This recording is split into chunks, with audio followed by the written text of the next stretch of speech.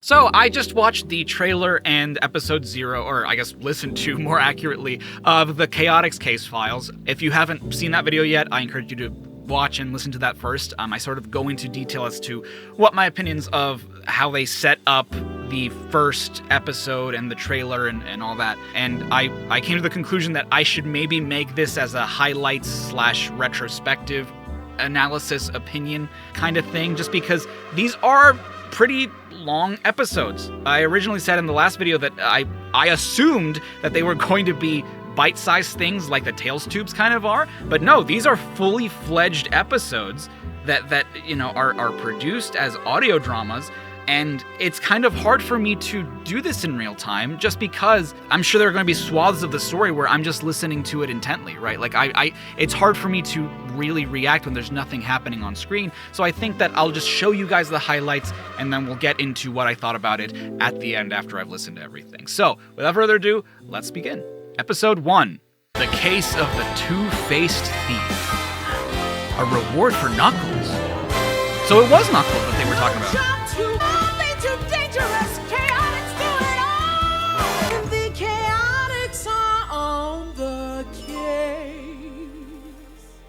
So good. It's so good. Dr. Eggman! Perhaps you can help me with a little mystery while you're here. You see, I'm used to Sonic showing up to ruin my plans.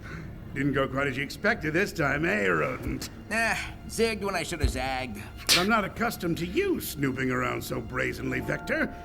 Just what were you up to before I caught you? I'm on a case, obviously. Ah. Well, if that's I'm sorry. Is that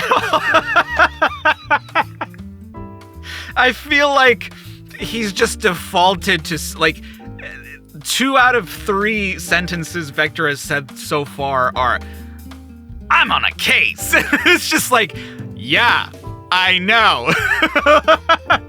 Sonic, what are you doing here? I was working a case. Yeah, good morning, Vector. Vector, what are you doing here? I was working a case. It's just like... I'm sorry. To find whoever's stealing the astroscopic lenses. I've never heard of those. Oops. They sound Settle in, boys. I call this one the Case of the Two-Faced Thief. Okay. So in terms of structure, I now understand why episode 0 is the way that it is. I gotcha. My name is Vector the Crocodile, and if there's trouble out there, you can bet I'll step in it. Wow, Vector, you sound like a real detective. You gonna do that the whole time? Look, Dr. Eggman, the chaos. It all started one day when we were hanging in Station Square, taking in some much-needed sunshine. When do we go back? The train will be arriving soon.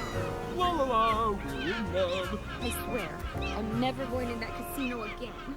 The Station NPCs. Square's a lot like me. Just a normal city full of hustle and bustle. A great railway union. Till you look under the surface and realize how much of it has been damaged and rebuilt in the past. I was going to say that, you know, obviously we think of things in media as sometimes they just return to the status quo and we don't really talk about it. But when it comes to Station Square, you know, after the events of Adventure 1, where it just gets absolutely decimated, we kind of only hear about Station Square in passing. We don't know if it's like... And it's easy for us to think like, oh, though they just rebuilt it, right? But I think it's interesting to sort of think about it as like, yeah, I mean, it was rebuilt, but I mean, it wasn't the same afterwards. Like it does have the history of being destroyed. And so like you can't just, I mean, in real life or whatever, right? Like if it was a more unified, well-constructed story, there would be further consequences to it. But no, I mean, Sonic isn't usually that deep in terms of like continuity, like returning to places and seeing the consequence of what happened in previous games.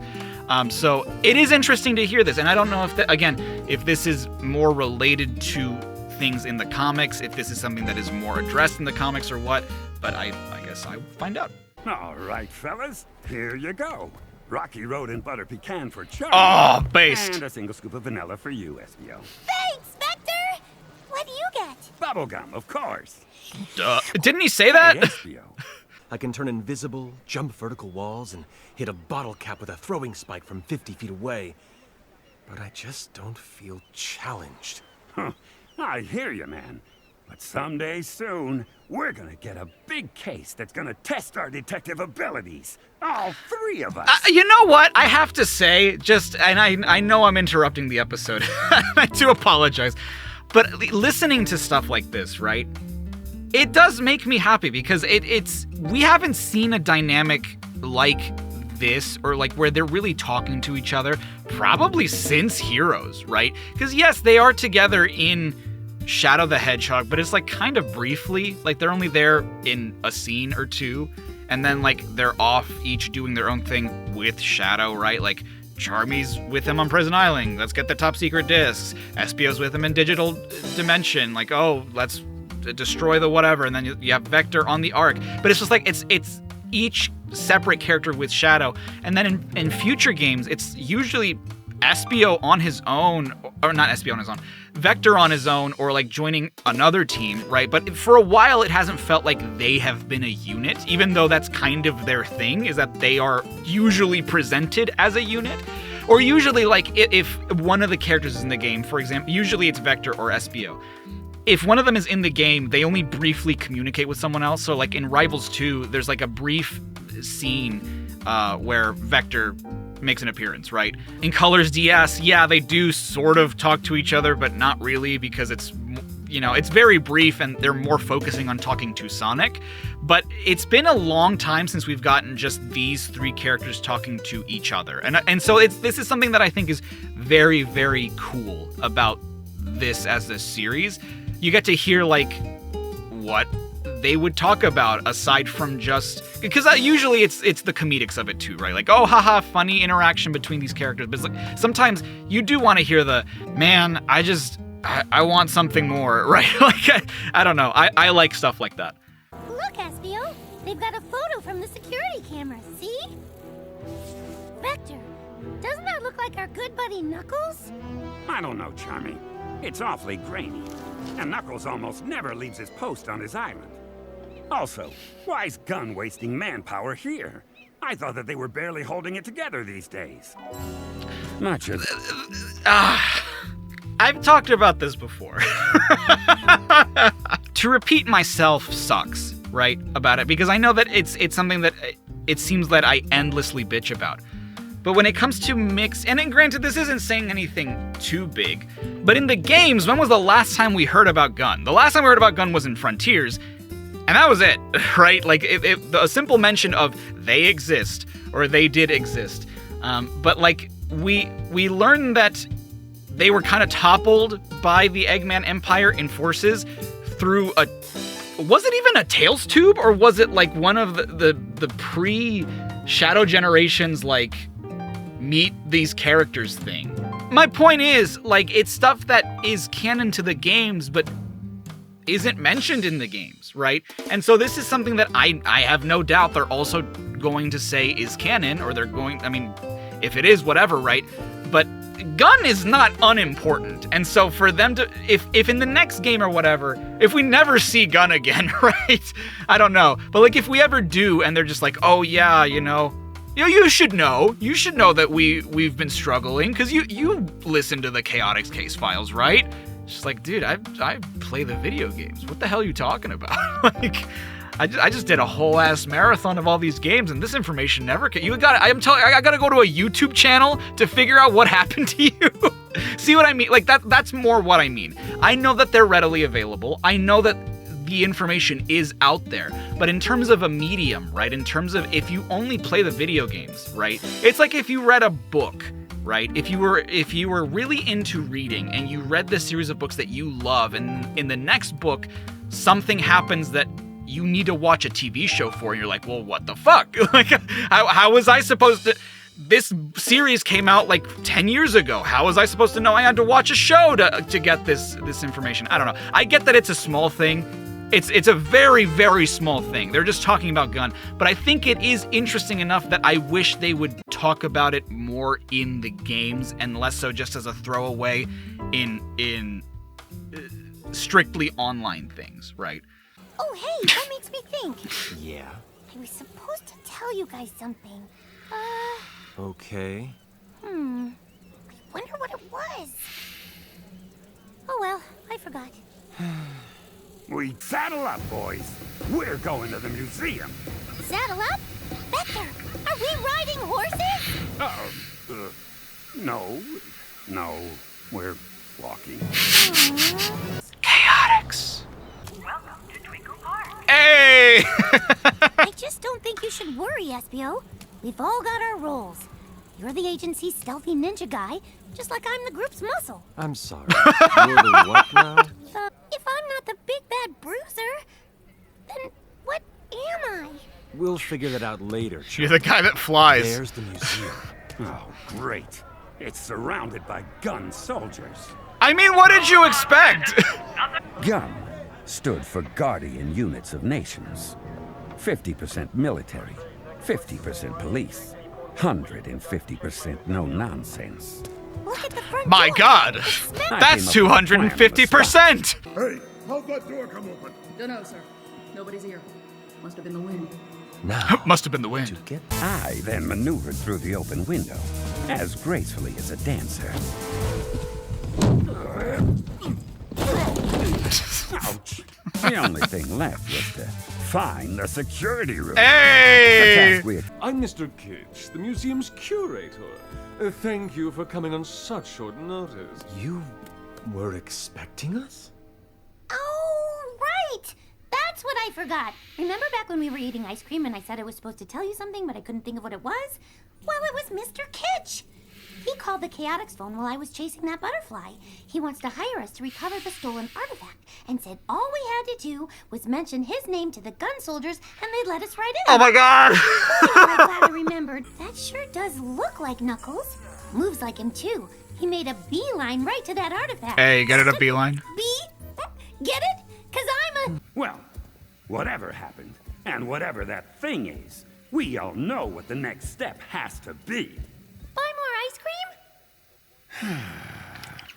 And don't worry about it, Charmy. You won't be flying us. Hey, wait. You're not thinking of taking... The Chaotix Copter. Nothing better for seeing the world. We're gonna die! We're gonna die! There's a Chaotix copter? Even though Knuckles was an old friend and used to be a part of the Chaotix, there was no telling how the Red Echidna might react to our unannounced arrival. I'm sorry. I this whole time I'm listening to this, right? I am yearning for a video game like this because all I can think of, and this is not even remotely the same thing, but it's reminding me a lot of like Detective Pikachu, right? A spin-off that has nothing to do with the mainline Pokemon games and is very different in terms of what the Pokemon games are. I would love for like a side game that is just this, right? Like it has these cutscenes of like them showing up, doing silly stuff, and then you just hear like Vector's narration in the background, and you have to like go find Knuckles, go to the museum, you know, infiltrate the museum, like do all these like little missions as a group. Something you could do like a Sly Cooper kind of thing. That'd be so cool, dude. Yeah, it's a paradise. No wonder Knuckles rarely leaves this place. Stop saying that. He does it all the time. Is he leaving? Knuckles! You can't just walk out on us. Remember when, against all odds, we beat Metal Sonic Kai at the new Tragic High Zone? Oh! Oddly specific. Yeah. So you do remember. No! Where was I? Damn it! I popped off so hard that I clicked on another file. But yes, I was also going to say like that's such a very specific callback for no reason. It's pretty gratuitous, but appreciated. Chaotix. There it is. Combined with the slow jazz from my boombox formed the soundtrack of our one-room office in Seaside City. Seaside City? That office is also no working air conditioning. I really have to get that looked at. I mean, no amount of conditioning could change that burning for justice inside of me. Good one. Pull up a chair, boys. Pardon me, Charmy. I mean your throne of books. Yep. I took your advice and got some higher learning. I feel smarter just sitting on it. Shut up. I already heard about the theft, and I got a call about it from an archaeologist at Spagonia University. I gave the professor your address. There ought to be a knock at your door any minute. There she was. The answer to so many questions, and the start of so many more. The lady wasn't... come in, please. Let me get you a seat. I'm Professor Victoria of Spagonia University, but please just call me Tori. I'm an archaeologist specializing in artifacts of arcane power across the 4 great civilizations. Are we one of those? We're in the 5th and current one. Very astute, Mr. Whoa, whoa, whoa, whoa, whoa, whoa, whoa! Whoa, whoa, whoa, whoa, whoa! Again, I don't know if this is in the comics. If this is in the comics, this is news to me, right? Like, I did not realize this was the 5th great civilization that we were currently living in. Okay! It doesn't explain anything yet, but it's interesting what they consider a great civilization to be, right? Because the 4th great civilization is, if I'm recalling correctly, that was the Echidna's time, like where they were the most advanced thing, whatever, and there were 3 others, I assume, that were coexisting, but this makes it sound like perhaps it's a generational thing, where there was the 1st great civilization, right? The first, time there was ever a people that were smart enough that lived on this world, the 2nd great civilization after that, then the 3rd, then the 4th, and the 5th, right? I assume that the 1 through 4 were like 4 different factions of great civilizations that coexisted. Maybe they are? It sounds like perhaps they are not. It sounds like it's more of a historical generational thing. It's thought to be a relic of the 2nd great civilization, more commonly known as the Gaia civilization. There will be an honorarium in it for you if you're successful. Can I rely on the Chaotix Detective Agency with this? What do you say? What's an honorarium? Is it money? I don't know. No. But we just got to the part where we... found out that whoever framed Knuckles had some serious knowledge of Gaian artifacts. Ah! What we didn't have was a motive, or any suspects, which just meant we had to keep digging. You, pause the story. Be right back. Oh, man. Okay.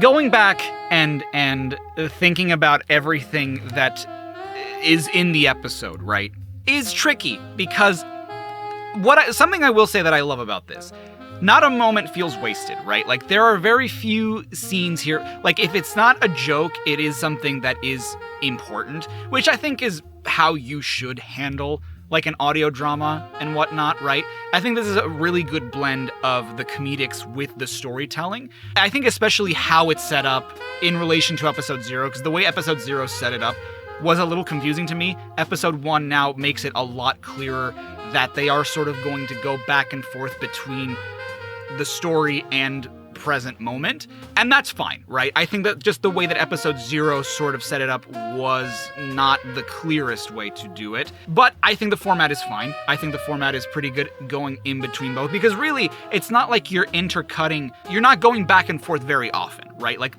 the chunk of the episode is focused on the story, whereas you probably have, like, intro, outro segments in the present day, with Sonic, Eggman, and Vector, and I think that that's great. I think that's a great way of structuring this.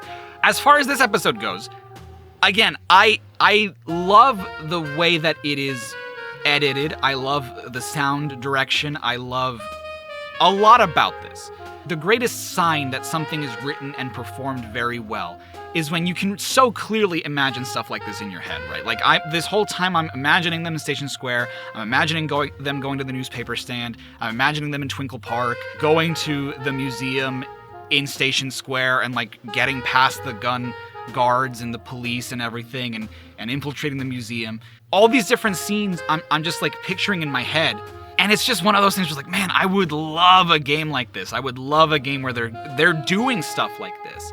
I think I also really love hearing some of the main cast or some of, like, the other Sonic characters that are not the focus of this be little... cameos sounds gratuitous, but it's just like they are featured here, right? Like there's that little call with Tails, right? Who is not instrumental. I mean, it's not that he's not instrumental in this episode, because he is the one who tells Professor Tori, like, hey, you should probably go talk to the Chaotix. But like, he's not a key player in terms of the overall story, right? Like, he is someone who is helping them out and who they sought advice or the help of. But he's not, you know, a main character to this story. And stuff like that just makes the world feel bigger, right? Where it's just like, hey, Tails, like, hey, how you doing? You know, it's stuff, little moments like that, I think, really make the world feel bigger. There are some of those, look, I recognize the reference kind of moments there. Like, I think the biggest one is the Knuckles' Chaotix thing. And it's just like, yeah, it is kind of played for laughs, but it's still...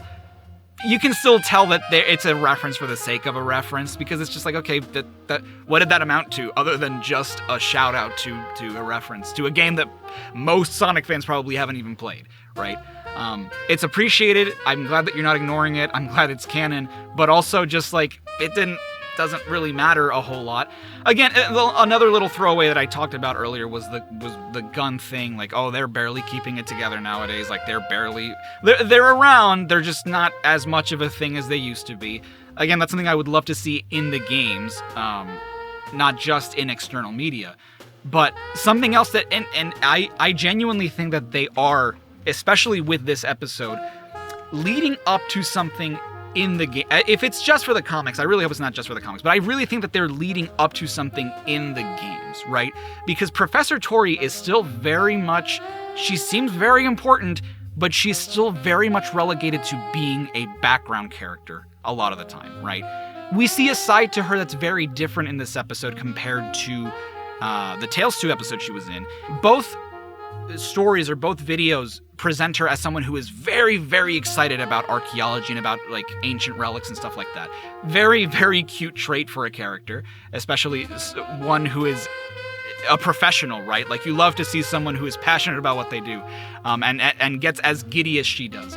But you also, I think, something that the Chaotix Casefiles over Tales 2 presents is her kindness, right? Like, she goes in there, is very sweet to everybody, you know, is very charming. It's like, hey, you can sit with me. Like, oh, you're very astute, SBO. And like, she remembers people's names, which makes sense, you know, as an archaeologist, someone who's interested in details and history. Like, it makes sense that she would pick up on like names very easily. But I think that what makes me the most excited, that's seen in this episode, is the mentions of the history of this universe. Sonic has never been...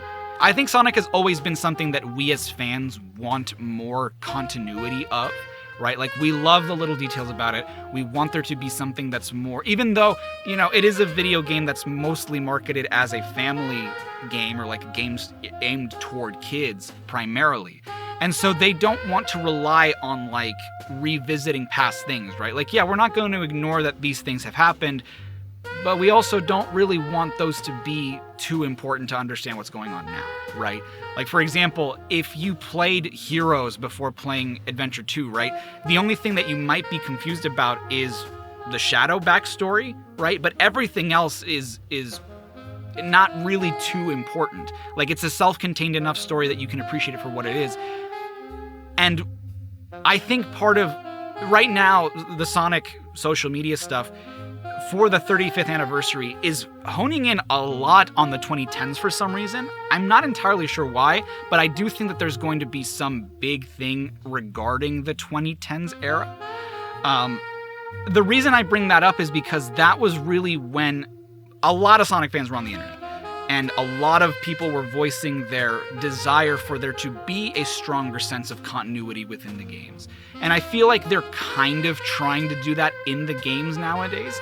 And so I feel like there is a lot of setup that they're doing online for another story in the future that most likely will be the games, right? Because there is the mention of the second, or like, of the different kind of great civilizations that there are in this universe. There is the mention that this is the fifth great civilization, contextualizing, like I said, how great civilizations are counted. And more importantly, this relic, or this item that they're investigating, is something that belonged to the second great civilization, which are the Gaians. Now, if you play Sonic for whatever, like, if you play any Sonic game, everything I just said made probably no sense to you, right? Because this is something that's never been, I mean, aside from the great civilizations, which are mentioned in passing in some of the games, right? Like, it was first brought up in, I think, Sonic Battle, and really is just a huge background thing that they never talk about explicitly in the games.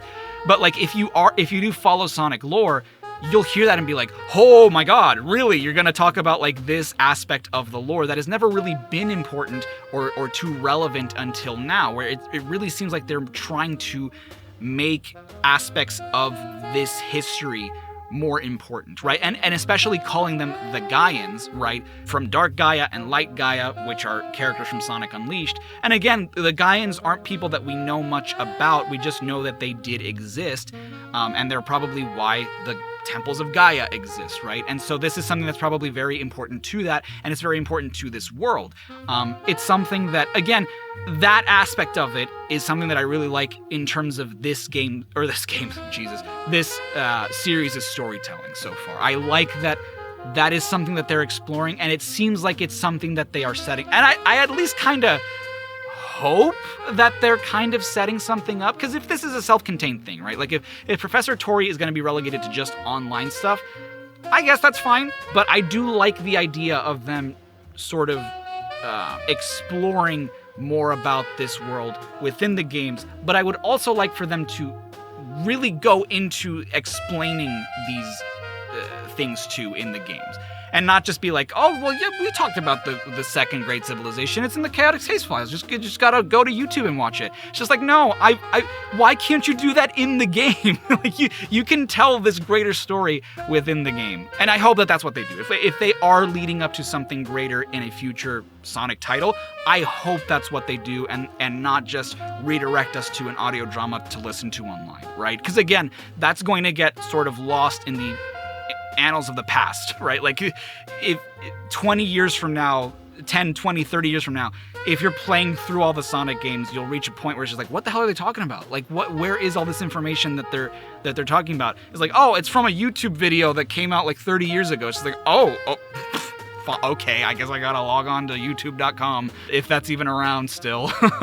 You mean I gotta download the internet to go see? You know what I mean? So, I don't know. I really do think, because especially with the Sonic timeline and whatnot, like there have been so many little tidbits of information where it's just like, they are hinting at, I think, they're probably hinting at something way bigger that's going to happen in the games. And I'm all for it. Again, it's really hard to really say anything else about the episode in terms of focus, aside from like going beat by beat. I do want to focus more on the important aspects of it, or like my takeaways from it, because it is tough to commentate on every single little thing, especially when some of them are not super relevant. Like I said, I also liked the conversation between the three characters, like the conversation between Vector and Espio, that are not super related to their detective work, that are more personal conversations. I like that. And I do suspect that it's not something we're going to get a whole lot of, but I do like little moments like that. Visiting Knuckles on Angel Island, and even like the characterization of Vector as well. Like, you get to hear most of this through his lens, what he thinks about, which is not new information. A lot of the time it's very general information, like, oh, this is Knuckles. I fear him because he could punch me, and like, he's one of the strongest people that we know. Like, stuff like that is stuff that we kind of already know, but it's kind of nice to hear someone like Vector say that about someone like Knuckles, right? And same with Tails. It's just like, how he described Tails isn't anything we don't already know, but hearing him describe it, I think, is what makes it kind of interesting. Especially like when you think about a character like Sage, right?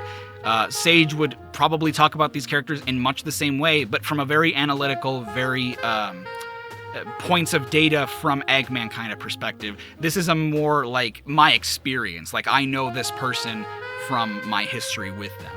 And so all these little elements are things I really, really enjoy. And so far, again, really, really solid. I really like the voice work. I like the way it's edited. It's, the sound direction, the Foley work. A lot of it is so good and really immerses you into what you're listening to. So we will continue this on in episode 2 of the Chaotix Casefiles. I don't know. I'm recording these all in bulk, so I don't know how this is being edited. If this is going to be fun to watch at all, if like my analysis of it matters at all to you, but I hope it does, and I hope that it's an entertaining watch, and I will see you guys next time. Stay safe, stay awesome. This is Char5, signing off.